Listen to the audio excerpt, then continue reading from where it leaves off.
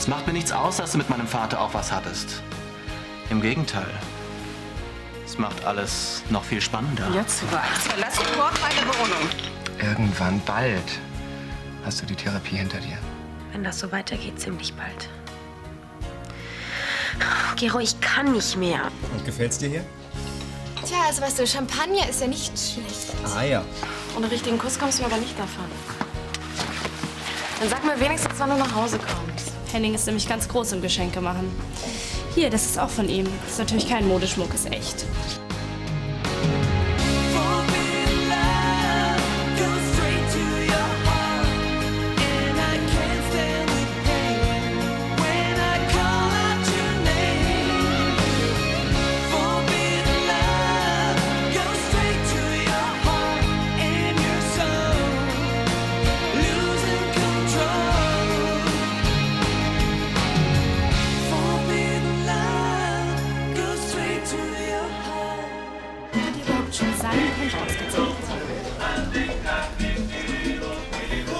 Ich sage immer, das Wichtigste ist die Kommunikation. Die meisten Fehler werden gemacht, weil die Leute nicht miteinander reden. Machen wir. Entschuldigen Sie mich bitte einen Augenblick. Hallo Carla. Hallo Henning, das ist aber eine Überraschung. Ich freue mich total, dich zu sehen. Wie geht's dir denn? Gut. Mir geht's gut, Carla. Du wirst doch wohl nicht deine alte Freundin vergessen haben, oder? Nein, natürlich nicht. Sei ehrlich, bei so einer hübschen Nachfolgerin. Lass gut sein, Carla.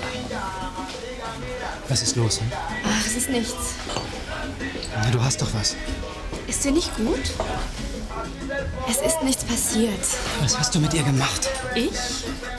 Sei nicht albern, mein Lieber. Wir haben uns nur ganz nett unterhalten. Ah ja. Nicht wahr, Sophie? Irgendwas ist doch passiert. Nein, es ist nichts. Vielleicht ist es die ungewohnte Umgebung. Möchten Sie einen Kaffee? Meine Mutter könnte uns... Danke, vielen Dank. Ich trinke keinen Kaffee. Vergessen wir es fürs Erste Ihren Bruder Jan. Wenn er nicht eindeutig zugunsten Olivers aussagt, ist er für uns wertlos. Umso wertvoller wird dann Florian. Wissen Sie inzwischen, wo er ist? Nein, immer noch nicht.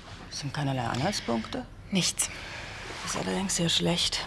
Frau Brandner, ich hoffe, Sie sind Ihnen klar, dass die Aussage von Florian prozessentscheidend werden könnte. Wir haben ja alles Ich muss Mögliche... präzise wissen, was er aussagen wird, sonst kann ich seine Aussage nicht in meine Verteidigungsstrategie einbauen. Natürlich. Und da Ihr jüngere Bruder nicht unmittelbar von den Folgen der Tat betroffen ist, gehe ich davon aus, dass er wohlwollender aussagt als Jan. Ich will's hoffen. Ich auch. Glauben Sie, dass Oliver eine Chance hat? Glauben, Frau Brandner, das gehört in die Kirche. Nein, wenn er überhaupt eine reelle Chance hat, dann heißt es im Augenblick Florian. Sie müssen ihn finden. Ich werde alles tun. Ich finde ihn schon. Na, Schon da? Wie war's? ach, wie schon. Klingt ja nicht begeistert. Habt ihr euch gestritten? Nö. Dann sag ich auch nichts mehr. Ich war vorher mit Henning noch im Krankenhaus. Im Krankenhaus? Bei seiner Schwester. Die ist total krank. Julia? Oh Mann, die war so bleich. Was hat sie denn? Leukämie. Um Gottes Willen, Leukämie. Bist du sicher? Ja, das hat Henning mir ja gesagt. Aber das ist ja entsetzlich. In welchem Stadium denn? Trägt sie Chemotherapie? Keine Ahnung. Das muss ja so schreckliche Nebenwirkungen haben. Ja, ich weiß es nicht. Weißt du, wir waren nur 5 Minuten vor der Party kurz da. Das ist ja fürchterlich. Jedenfalls habe ich mir überlegt, vielleicht besuche ich sie mal alleine. Ich finde sie ganz nett mittlerweile. Schrecklich. Man muss ihr helfen. Ja, aber wie? Weiß nicht. Ihr beistehen. Ich muss sie unbedingt besuchen. Du? Ich fahre morgen zu ihr ins Krankenhaus. Vielleicht sollte ich ja doch hingehen. Das brauchst du doch nicht. Ich hab dir doch gesagt, dass ich mich mehr um Julia kümmern werde. Willst du ihr erklären, dass ich nicht komme? Frag doch sicher nach mir. Ich werde es schon machen. Keine Sorge. Ich habe einfach ein schlechtes Gewissen ihr gegenüber und der ist nicht los. Jeder Mensch hat seine Grenzen. Ich habe am Anfang immer den Anspruch, das Beste zu geben. Gero, Du hast mir gestern Abend deutlich klar gemacht, dass du dich überfordert fühlst. Ich habe das akzeptiert und wir haben eine Lösung gefunden. Du hast ja schon recht. Aber? Ich habe trotzdem schlecht geschlafen. Und warum? Meine Zweifel immer grundsätzlicher werden. Deine Zweifel an was? Gestern habe ich mich noch gefragt, ob ich das mit dem Studium überhaupt schaffe. Und heute? Heute frage ich mich, ob ich überhaupt weiter studieren soll. Weißt du was, mein Schatz? Du nimmst dir heute den ganzen Tag frei. Kein Krankenhaus, kein Studium, kein nichts. Einen Tag Urlaub total. Ja, aber ich kann doch nicht... Und auch kein Aber. Ich habe wirklich keine Lust auf 2 Patienten. Ich kann nur einfach da nicht mehr hin. Gero, widersprich mir nicht.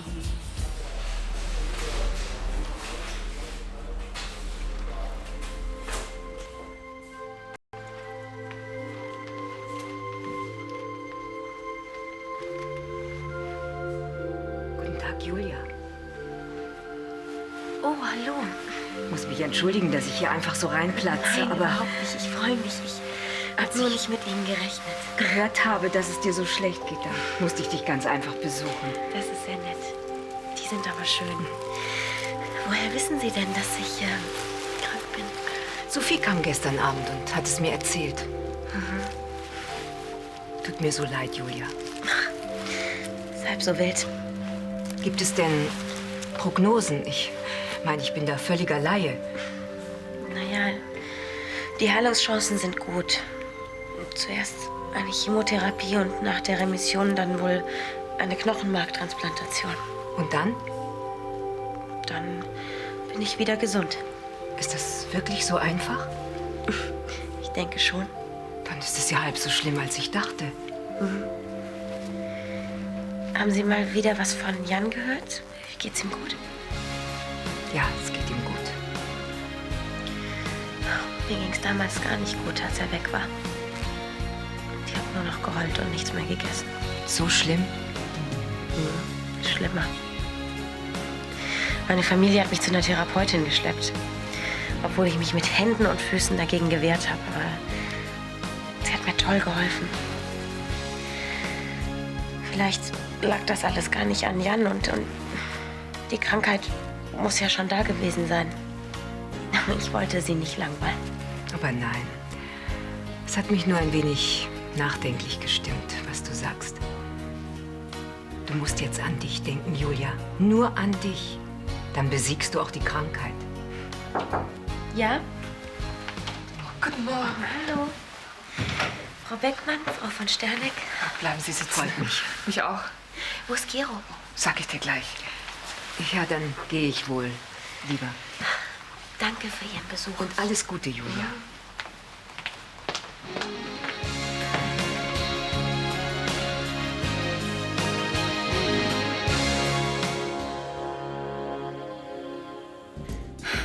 So eine falsche Schlange. Du scheinst sie ja zu lieben. Weißt du, sie ist so eine, die Spaß daran findet, Menschen zu demütigen. Und Henning schmiert sie natürlich Honig ums Maul. Die ist echt widerlich. Naja. Hallo? Bist du's? Kann sein. Ach komm, hör auf. Hast du Lust, heute Abend wegzugehen? Wie? Mit dir oder mit euch beiden? Ich wusste nicht, dass sie da sein würde, ehrlich. Ich fand's genauso blöd wie du. Lass uns drüber reden, ja? Also dazu fällt mir leider nichts mehr ein. Aber du weißt doch ganz genau, dass es aus ist zwischen mir und Carla. Ich brauche etwas Zeit, okay? Wenn du meinst. Ich rufe dich wieder an. Ja. Tschüss. Okay. War er's? Ja, klar. Was soll ich bloß mit ihm machen? Es gibt verschiedene Möglichkeiten.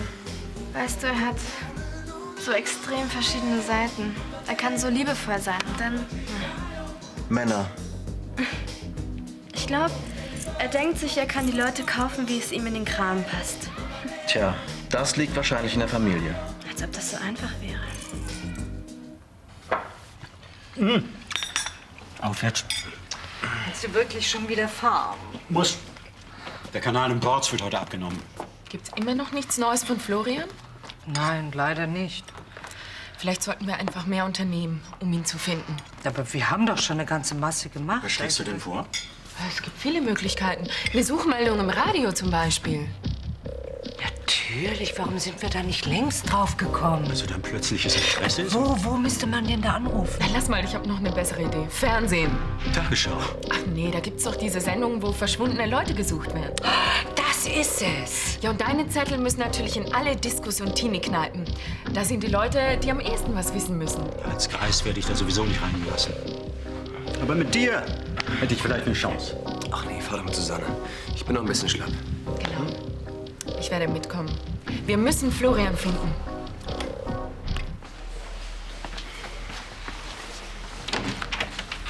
Oh, Sie sind noch hier. Ich würde Sie gern etwas fragen wegen Julias Krankheit. Natürlich. Sie sprach vorhin was von einer Knochenmarktransplantation. Kennen Sie sich da aus? Nein, allzu viel verstehe ich davon auch nicht. Sie klang sehr zuversichtlich. Sind die Heilungschancen wirklich so gut? Die Chemotherapie bekämpft, wenn ich das richtig verstanden habe, nur die akute Situation. Und die Knochenmarktransplantation? Könnte die endgültige Heilung bedeuten. Wieso könnte? Bei Julia klang das, als sei das quasi sicher. Ich fürchte, sie wollte sie nur beruhigen. Oder sie verschließt selbst die Augen vor den bitteren Tatsachen. Und wie sehen die aus? Es ist alles eine Frage des Spenders. Es muss ein Spender gefunden werden, dessen Knochenmark zu Julia passt. Und wie schwierig ist es, so einen Spender zu finden? Bei Julia extrem schwierig, denn sie hat keine Geschwister. Wie meinen Sie das? Unter Geschwistern finden sich geeignete Spender noch am ehesten. Aber sie hat doch einen... Mein Gott. Ich danke Ihnen jedenfalls, dass Sie sich die Zeit genommen haben. Das ist doch klar. Dann gehe ich wohl. Es zerreißt einem das Herz, nicht wahr? Ja, das tut es. Gewiss. Dann sag mir wenigstens, warum nicht. Okay, wenn du es unbedingt hören willst. Kleider und Schmuck ziehen bei mir nicht, kapiert? Ich lass mich nicht kaufen.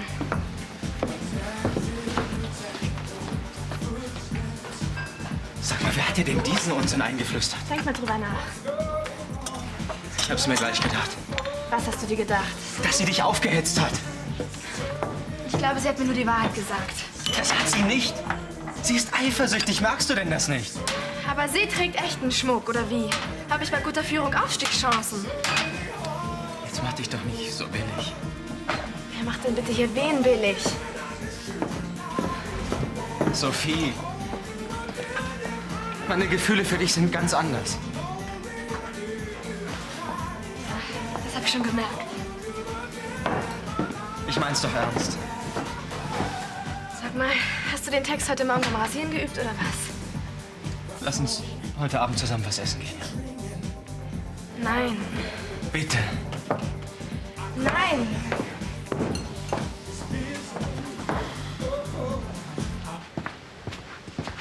Ah, seltener Besuch. Ich warte eigentlich auf Henning. Tja, Herr von Anstetten glänzt ja durch seine Abwesenheit. Weißt du, ob er noch kommt? Keine Ahnung. Ich wollte eigentlich mit ihm essen gehen. Sorry. Was macht Julia? So lala. Aber ihr seid noch zusammen. Na klar. Tja. Ja, ich werde mal gehen. Hast du Lust, mit mir essen zu gehen? Tja, warum eigentlich nicht? Ja, dann mal los. Mehr kann ich Ihnen im Augenblick nicht sagen. Ja. Ja, auf Wiederhören.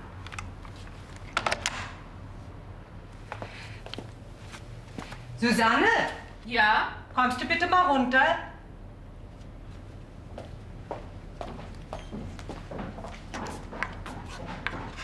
Was gibt's? Ich hatte eben deine Rechtsanwältin am Telefon. Ja und? Die hat nach Florian gefragt. Ja, hast du ja gesagt, dass wir alles mit... Susanne, ich möchte wissen, was Florian mit Olivers Prozess zu tun hat. Na ja, er soll als Zeuge aussagen. Er wird ja nun nicht der Einzige sein. Warum ist Florian plötzlich so wichtig? Susanne, ich möchte das jetzt bitte wissen. Jans Aussage wird nicht besonders positiv ausfallen für Oliver. Was man ja wohl verstehen kann. Ja, und da meinte Frau Dr. Wiese, wenn man mit Florian spräche, dass er vielleicht etwas Günstigeres sagt. Günstiger? Es geht jetzt wohl darum, Florian weich zu klopfen. Nein, wir wollen nur mit ihm reden. Und ich, Idiot, hab gedacht, du würdest dich für deinen Bruder interessieren. Dabei geht's ja einzig und allein um diesen Oliver. Ja, einer muss es ja wohl tun. Euch ist der Oliver scheißegal. Sag mal, merkst du überhaupt nicht, dass du dich immer mehr von ihm einspannst? Ich lass mich von niemandem einspannen. Kind, du bist regelrecht abhängig von ihm. Er missbraucht dich. Ich bin kein Kind und ich bin auch nicht abhängig von ihm. Ich liebe ihn und er liebt mich. Begreift das endlich? Er hat dich völlig unter Kontrolle. Kapiert er echt nichts mehr? Wie lange dauert die Behandlung voraussichtlich? Das kann man nicht so genau sagen. Auf jeden Fall noch ein paar Wochen. Soll ich ganz ehrlich sein? Bitte? Ich bin ziemlich am Ende. Das kann ich gut verstehen. Als mein Vater im Sterben lag, da ging es mir genauso. Ja, aber ich bin doch Mediziner. Dürfen die keine Gefühle haben? Ich krieg schon Beklemmung, wenn ich das Krankenhaus nur betrete. Auf einmal zweifle ich an allem. Unsere Medizin, die Ärzte, was können die schon ausrichten? Eine ganze Menge hoffentlich. Ich weiß nicht. Seitdem Julia krank ist, weiß ich es einfach nicht mehr. Ich sollte die Dinge nüchterner betrachten, aber... Soll ich dir mal was sagen? Ich kenne auch wenig Menschen, die so offen und ehrlich sind wie du. Meinst du? Ist alles ein bisschen peinlich, oder? Kein bisschen. Was soll ich denn machen? Du wirst schon das Richtige machen. Das sagt sich so einfach. Du bist sensibel. Das ist deine Stärke. Steht das nicht allzu hoch im Kurs? Ja, das ist unendlich mal mehr wert als die Erfolgsgeilheit der Kampfmaschinen, mit denen ich tagtäglich zu tun habe. Danke. Es tut gut, mit dir zu reden. Jederzeit wieder. I miss you. Oh, I miss you. I'm gonna need. Es ist 3 Uhr nachmittags. An Überbeschäftigung scheinst du ja nicht gerade zu leiden. Ich habe nachgedacht. Wie du dich am besten vor der Arbeit drückst? Über verschiedene Dinge. Ich habe das dumme Gefühl, dass dir die Unterscheidung zwischen beruflichen Pflichten und Freizeit immer noch etwas schwerfällt. Du weißt doch gar nicht, was ich gerade mache. Ich höre und sehe noch sehr gut. Und? Hast du sonst noch was auszusetzen? Dass du dich wieder mal vor deiner Verantwortung drückst. Ach, und die wäre? Das ist deine Firma, dein Studium und wenn das alles erledigt ist. Julia. Ich besuche Julia mindestens so oft wie du. Schließlich ist sie ja meine Schwester. Sie ist deine Schwester. Deine Ironie kannst du dir verkneifen. Ironie? Henning, hör doch mal zu. Deine Schwester ist todkrank und du spielst hier die beleidigte Leberwurst. Ich spiele gar nichts, ich sag dir nur, wie es ist. Henning, falls es dir noch nicht aufgefallen ist, die Familie befindet sich momentan in einer schwierigen Situation. Ach, das ist ja ganz was Neues. Und das Letzte, was wir jetzt gebrauchen können, sind noch mehr Schwierigkeiten. Ja, das glaube ich dir. Henning, werd endlich erwachsen. Das wäre ja zu komisch gewesen, wenn du mal einen anderen gefunden hättest, auf dem du rumhaken kannst. Ja. Guten Tag. Frau Beckmann, Ja, was wollen Sie hier? ich möchte mit Ihnen sprechen. Ich wüsste nicht, worüber. Ich aber. Ich habe momentan viel zu tun. Bitte gehen Sie jetzt. Ich rufe Sie an, wenn ich Zeit habe. Ich werde nicht gehen und Sie werden mir zuhören. Oder ich finde andere, die es tun und das könnte noch viel unangenehmer für Sie werden.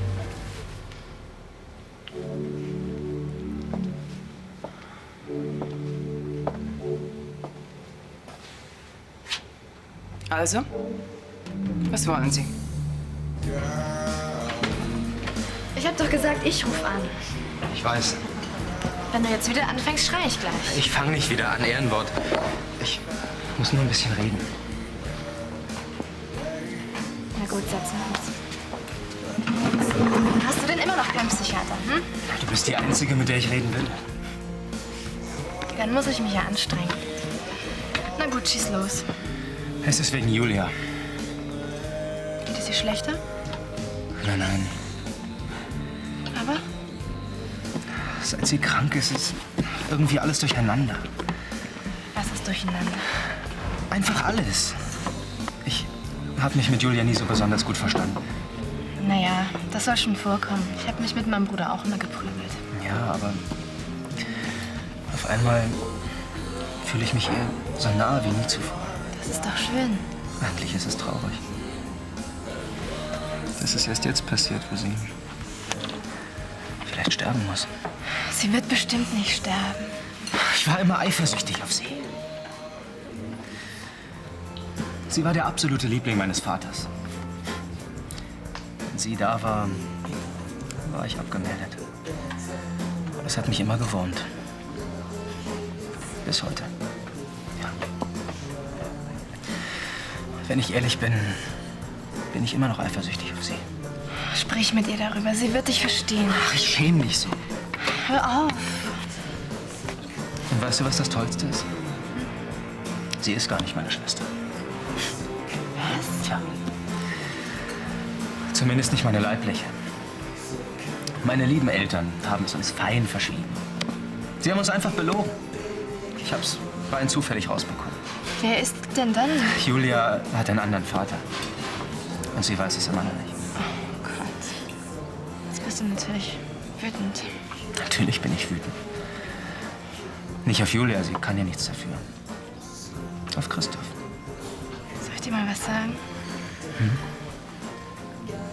Ich finde es so toll, dass du hierher gekommen bist. Zu mir. Ehrlich. Warum? Warum nur? Hören Sie endlich auf mit Ihrem Schmierentheater. Ihre Tochter ist todkrank. Warum soll sie nicht endlich erfahren, dass sie einen Bruder hat? Eben weil sie todkrank ist. Diese Besorgnis kaufe ich Ihnen nicht ab. Hören Sie bitte. Julia war schwer depressiv. Jede weitere Belastung würde sie noch mehr... Wer hat sie denn da reingetrieben? Mit all ihren Lügen und Intrigen. Was fällt Ihnen ein? Ich weiß, was ich sage. Und ich habe lange genug zugesehen und nichts unternommen. Gehen Sie endlich. Ich gehe nicht. Julias Krankheit kommt nicht von ungefähr. Wir alle wissen, was Depressionen anrichten können. Lächerlich. Was sind Sie nur für ein Mensch? Jan könnte doch Julia retten. Wo haben Sie denn den Unfug her? Er ist der Einzige, dessen Knochenmark Julia vielleicht helfen könnte. Es gibt auch andere. Wer denn? Wo denn? Die internationale Spenderdatenbank. Ich kann es nicht glauben. Sie sind derart kaltblütig. Nur weil ich nicht so hysterisch bin wie Sie? Ich weiß, was ich tue. Frau Beckmann, es reicht. Sie haben keinerlei Recht, sich in meine Privatangelegenheiten einzumischen. Gehen Sie bitte. Ich habe zu arbeiten. Gut. Ich gehe. Aber eines will ich Ihnen noch sagen. Sie wären bereit, Ihr eigenes Kind zu opfern. Nur um sich an diese erbärmliche Lebenslüge zu klammern. Aber ich lasse das nicht zu. Entweder sagen Sie Ihren Kindern die Wahrheit, oder ich werde es tun.